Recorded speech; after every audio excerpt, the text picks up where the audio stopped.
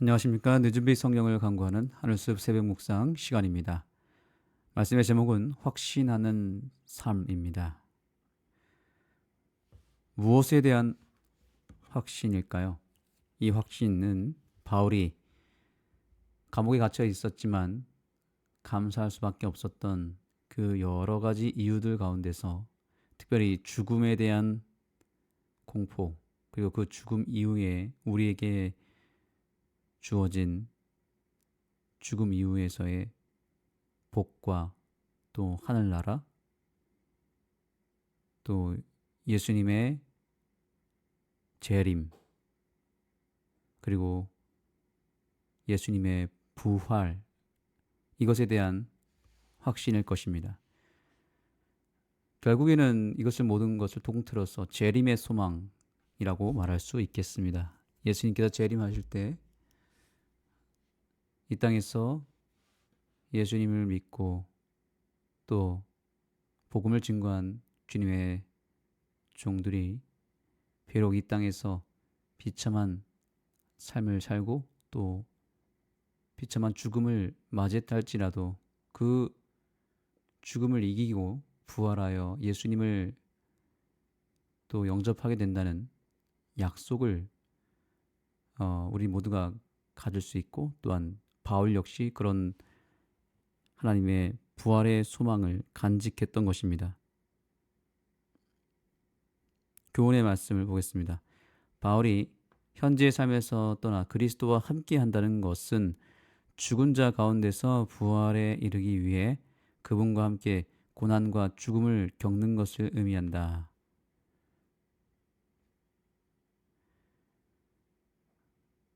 바울이 예수님과 함께 고난을 받고 또 예수 안에서 죽는 것에 대한 진정한 의미를 바로 예수님과 함께 죽고 또 예수님과 함께 사는 부활의 소망에 그 의미를 두었습니다. 그리스도와 함께 한다는 것은 바로 예수님과 함께 부활을 경험할 수도 있지만 또한 그 이전에 예수님과 함께 죽음을 경험할 수도 있다라고 하는 것을 모두 염두하고 또 그것을 인정하는 것이 바로 바울의 믿음이었고, 또한 우리가 오늘날 가져야 될 믿음이라고 소개하고 있습니다. 우리에게는 바로 재림 신앙의 가치가 있습니다. 우리가 비록 이 땅에서 바울처럼 여러 가지 고난을 당하고 핍박을 당한다 할지라도 우리에게 희망이 있는 것은 바로 예수님께서 재림하실 때 우리가 하늘나라로 갈 수 있고, 또한 죽음을 맞이했다 할지라도 부활의 소망을 우리가 거기서 누리게 된다는 것을 우리는 기억해야 됩니다. 바울 역시 바로 그 부활의 소망 때문에 그가 당하고 있는 모든 시련을 이길 수가 있었습니다. 오늘 주제 말씀입니다. 빌립보서 1장 23절 그리고 24절입니다. 내가 그 둘 사이에 끼었으니 차라리 세상을 떠나서 그리스도와 함께 있는 것이 훨씬 더 좋은 일이라. 그러나 그렇게 하고 싶으나 내가 육신으로 있는 것이 너희를 위하여 더 유익하리라.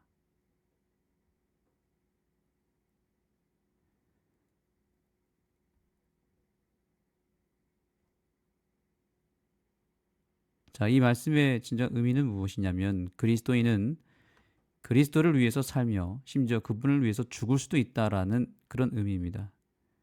그래서 그런 의미에서 죽는 것도 유익할 수 있다라고 바울은 고백합니다.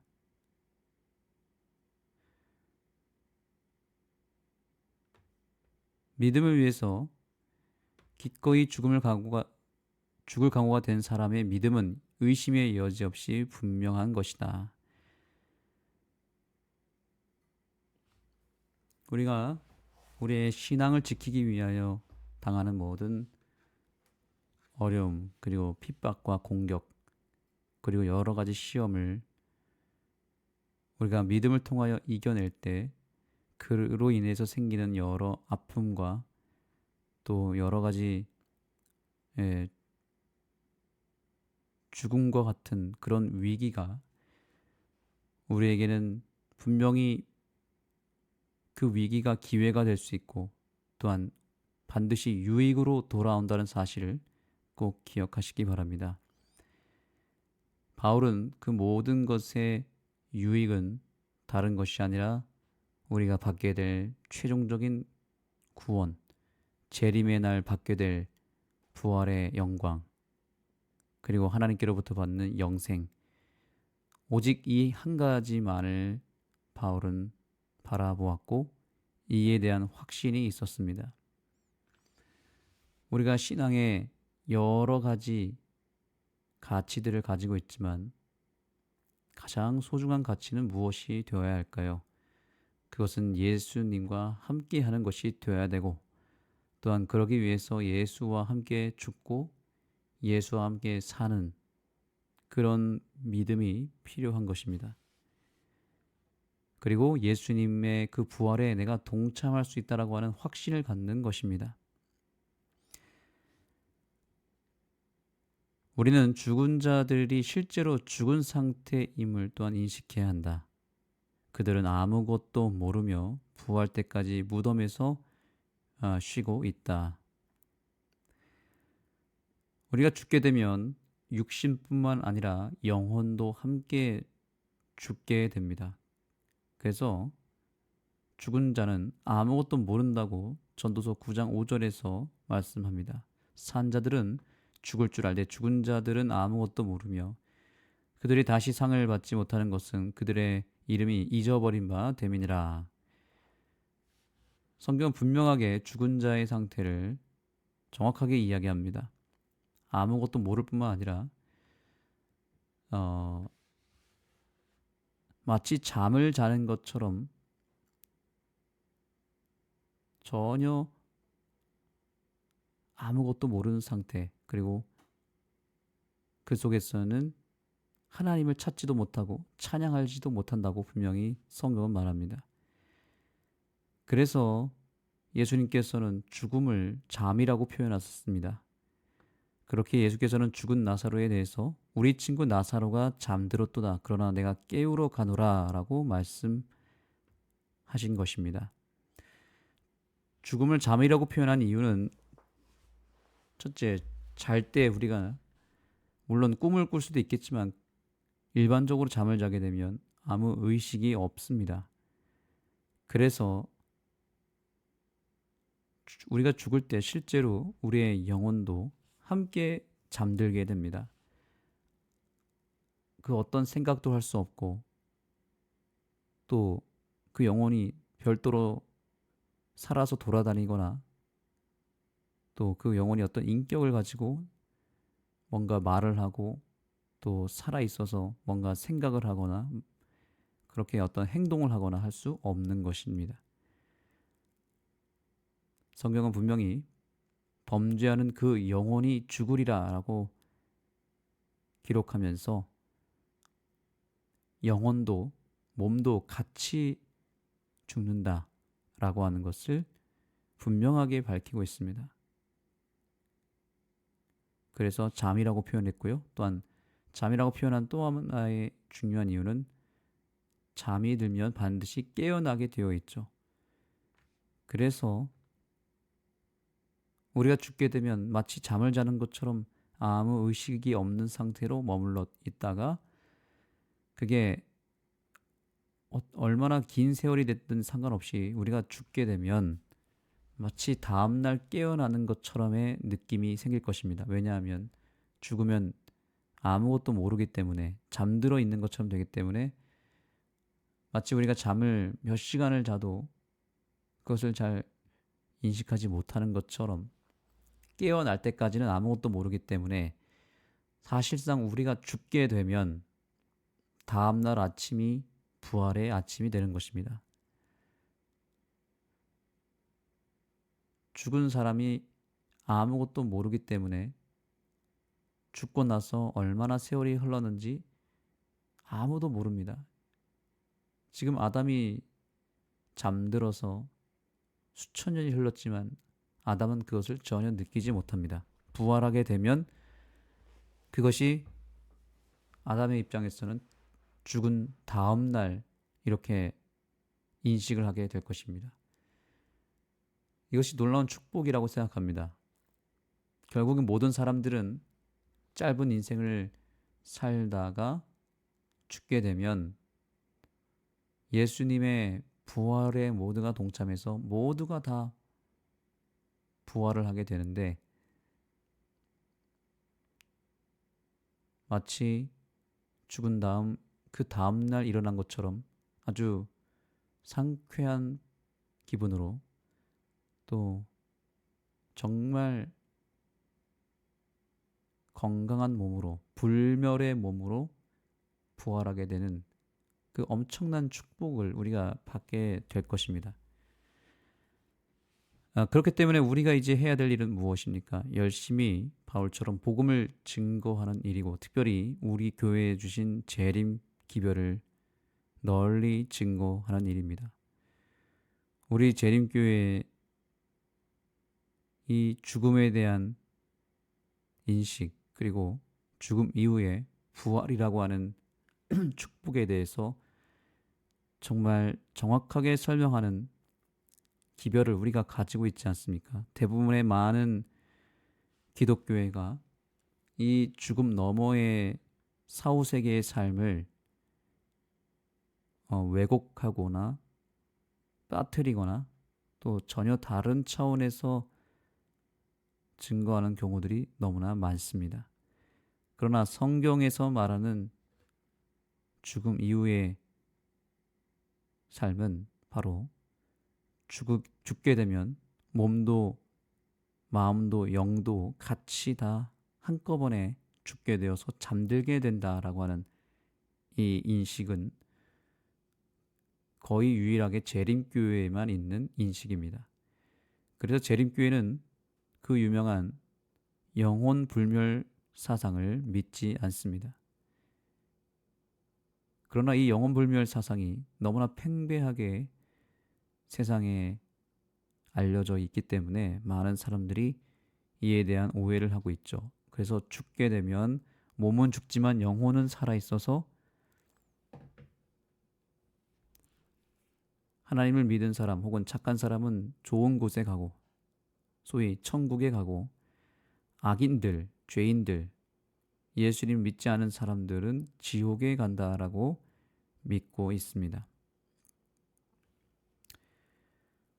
그래서 이러한 잘못된 신앙의 행태가 지금 너무나 팽배하게 자리를 잡았기 때문에 우리는 다시 재림의 소망으로, 부활의 소망으로 집중해야 할 필요가 있습니다. 그 재림 기별에 우리가 주목하고 그것을 널리 증거하는 것이 우리의 분명한 사명이 되었습니다. 만약에 사람이 죽을 때에 즉시로 천국에 간다면 나사로의 경우는 어떻게 되었을지 생각해 보라고 저자는 말합니다. 나사로가 낙원에서 나흘간 즐겁게 지내고 있는데 천사가 와서 안 좋은 소식을 전한다. 나사로, 미안하지만 예수께서 너를 땅으로 다시 부르신다. 낙원에 더 이상 머물 수 없다. 자, 이렇게 얘기했다고 볼 수 있지 않겠냐라는 거죠. 뿐만 아닙니다. 나사로뿐만이 아니고요.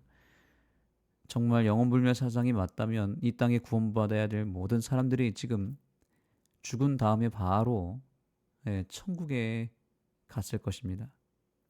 그런데 예수님이 재림할 때 이들이 다시 그 천국에서 내려와야만 하고 다시 재창조를 받아서 부활을 해야 되는 것입니다.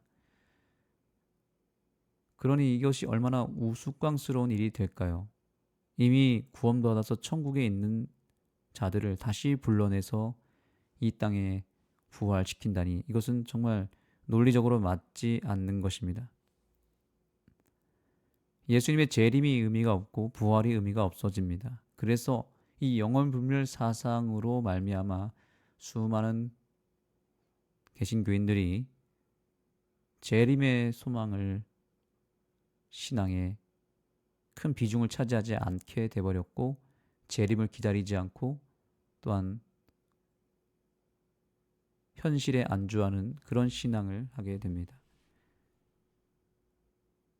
부활의 축복이 의미가 없어지고 재림의 영광이 퇴색되어 버린 그런 시대를 우리가 살고 있는 것입니다.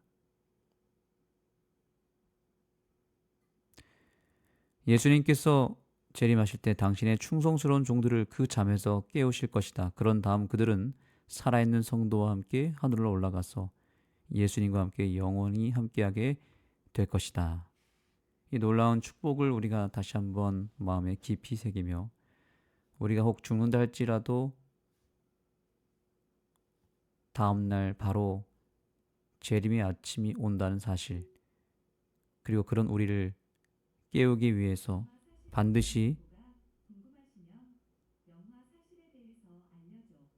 사실 관련 TV 콘텐츠 시청을 원하시면 사실 검색해와 같이 말씀해 주세요.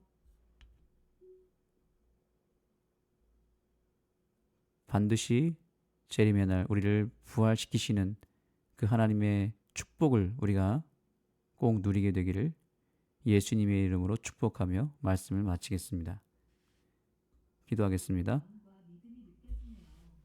오늘도 소망과 기쁨이 함께하기를 진심으로 응원합니다. 혹시 더 나누고 싶은 이야기가 있으신가요?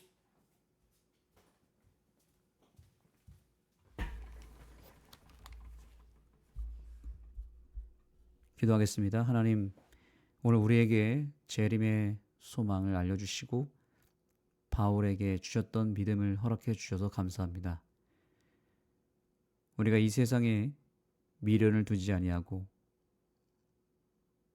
결국에는 예수님의 재림을 기다리며 재림 신앙의 가치를 두어야 함을 다시 한번 깨닫게 해주셔서 감사합니다. 우리가 결국 짧은 인생을 살면서 언젠가는 죽음을 맞이하게 되는 한 번밖에 없는 인생을 우리가 살고 있습니다. 이 짧은 인생을 사는 동안 예수님을 알게 해주셔서 감사드리고 또한 무엇보다 재림의 기별을 우리에게 허락해 주셔서 감사합니다. 그러나 이 재림 소망이 이 세상에 전혀 기쁨이 되지 못하고 있습니다. 많은 사람들이 재림을 기다리지 아니하고 부활의 소망을 별로 믿지 않는 그런 시대를 우리가 살고 있습니다. 사단의 전략이 뭔가 크게 통하고 있는 것 같은 그런 상황이지만 그럼에도 불구하고 우리가 이 재림의 소망을 간직하게 되었으니 재림 기별을 널리 증거할 수 있는 이 마지막 때에 새 천사의 기별을 증거하는 남은 자손으로서의 삶을 온전히 감당할 수 있도록 역사하여 주옵소서.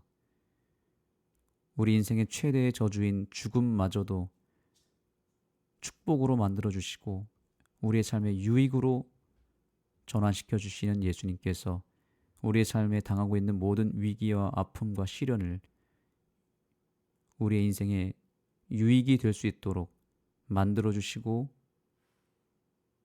위기를 기회로 바꿔 주옵소서.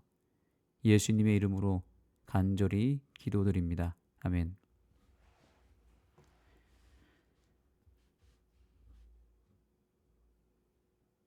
이제 각자 개인 기도하도록 하겠습니다. 우리에게 재림의 소망을 허락하신 예수님께 감사하며 이 재림 기별을 또한 담대하게 증거할 수 있는 용기와 힘을 그리고 믿음을 달라고 주님 앞에 간구하며 각자의 개인적인 기도 제목과 함께 주님 앞으로 나아가도록 하겠습니다.